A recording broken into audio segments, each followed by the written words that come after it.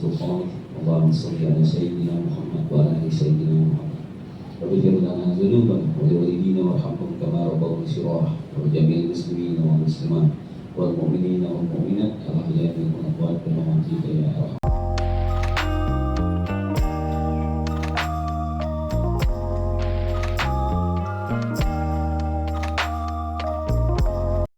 Selamat datang kami ucapkan kepada Ibu Suraya. Bu Suraya ya, selamat datang Bu ya di MGMPK kami. Kami sangat senang dan kami sangat berbahagia Ibu meluangkan waktu di tengah-tengah kesibukan Ibu bisa hadir. Oke. Dan tidak lupa pula yang saya hormati dan saya sayangi serta saya banggakan rekan-rekan, bagaimana caranya kita mengajar itu tanpa ada masalah.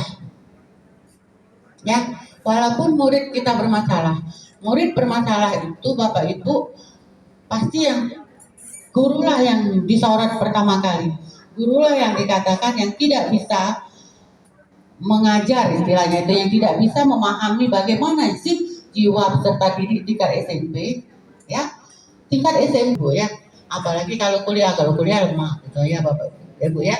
Jadi tolong disimak baik-baik setiap materi yang diberikan, insya Allah ada manfaatnya. Hanya itu Bapak Ibu ya, tidak banyak saya berikan wejangan hari ini, bisa wejangan, bisa juga masukan, bisa juga saran, ya bisa juga pesan Bapak Ibu ya. Saya akhiri, sebelumnya saya mohon maaf Bapak Ibu ya kalau terkesan saya ada perkataan saya yang kurang berkenan ya, ada perkataan saya yang tidak enak didengar, ada perkataan saya yang menyinggung perasaan Ibu ya. Itu saya mohon maaf Bapak Ibu ya, jangan diambil hati. Di sini kita sharing, tidak ada yang lebih, kita sama. Saya akhiri, wabillahi taufiq wal hidayah. Wassalamualaikum warahmatullahi wabarakatuh.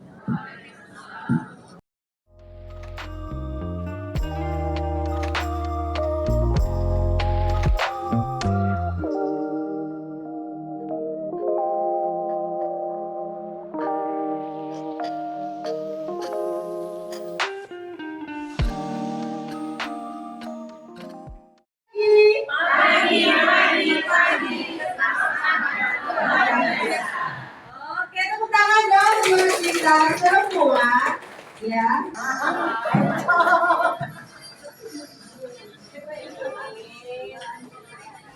Oke, pakai gerakan aja.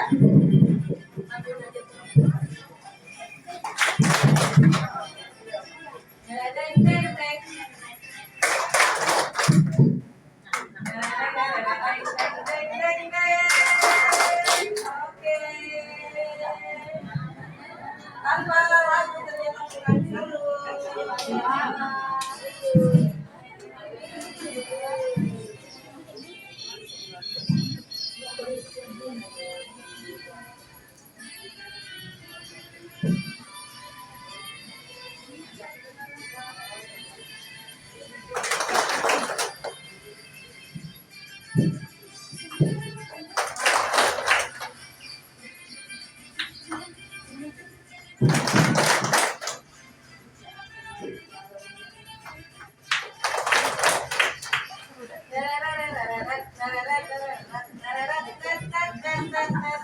Oke, terima kasih.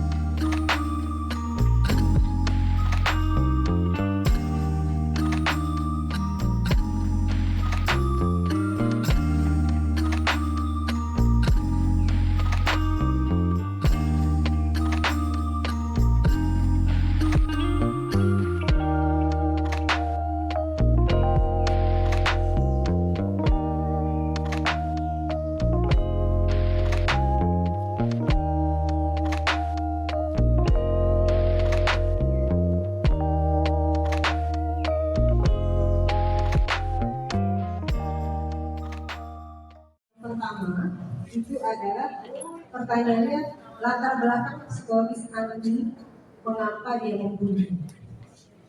Latar belakangnya kira-kira yang pertama adalah lingkungan keluarga atau lingkungan positif yang lebih realita dari orang tua. Kemudian yang kedua, kurang empati dari diri Andinya sendiri. Yang ketiga, butuh pengakuan sosial dari Andi. Pengakuan sosial maksudnya dari sosial ke Andinya. Yang keempat, kurang kestabilan emosi pada diri Andi tersebut. Itu latar belakang psikologis Andi membuli. Yang kedua, strategi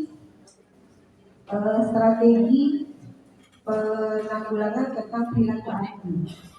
Yang pertama, komunikasi dengan orang tua. Jadi komunikasi orang tua kepada Andi itu kayaknya harus lebih banyak, lebih mendalam. Pokoknya lebih mudah untuk berkomunikasi antara orang tua dengan Andi, itu baik ayahnya atau ibunya.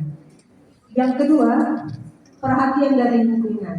Nah, lingkungan ini lingkungan keluarga pertama, mungkin dari saudaranya, selain orang tua dari saudaranya, atau kalau mungkin dia punya adik dengan kakak. Kemudian lingkungan dekat rumah, mungkin dari tetangga atau teman di dekat rumahnya. Nah, kemudian lingkungan sekolah. Lingkungan sekolah ini mungkin dari teman-teman kelas atau teman yang dekatnya, atau mungkin dari guru, terutama guru BK dan wali kelas. Yang ketiga, komunikasi dari orang terdekat. Nah, ini saya bilang tadi, orang terdekat itu selain dari orang tua, ya orang guru wali kelas, kemudian guru BK, kemudian teman terdekat, mungkin teman terdekat yang dianggapnya sebagai temannya, teman terdekat, misalnya bisa teman kelas, teman lain kelas, pokoknya dianggapnya itulah teman saya. Nah, itu kira-kira strategi penanggulangan perilaku Andi. Demikian Bapak Ibu yang saya bisa sampaikan. Wassalamualaikum warahmatullahi wabarakatuh.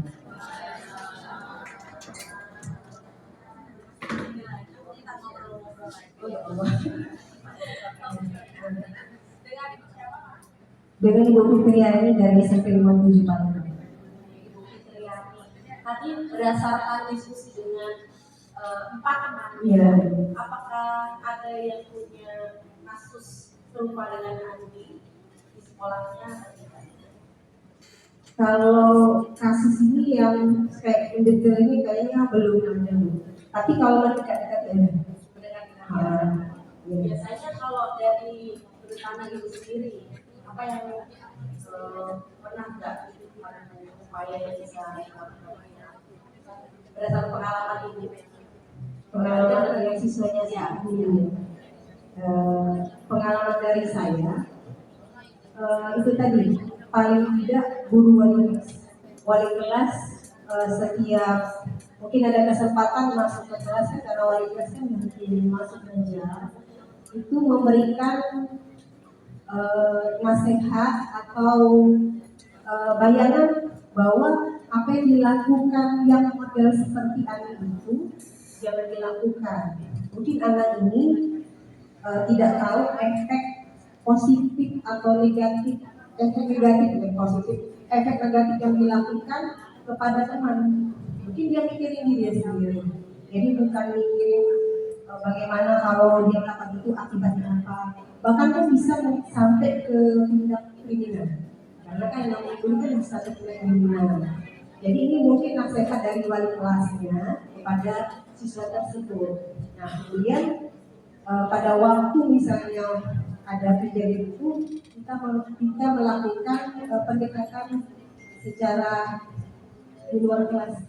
Jadi waktu yang bisa kita ajak berbicara kepada siswa tersebut, kita ajak berbicara kenapa sih itu bisa terjadi, kemudian dalam segi agama, pendekatan agama, kemudian dalam segi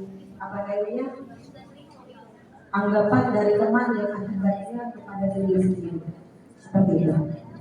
Terima kasih Bu Ya. sharingnya. Terima kasih. Kita kasih tepuk tangan yang meriah untuk nama kelompoknya apa nih Bu?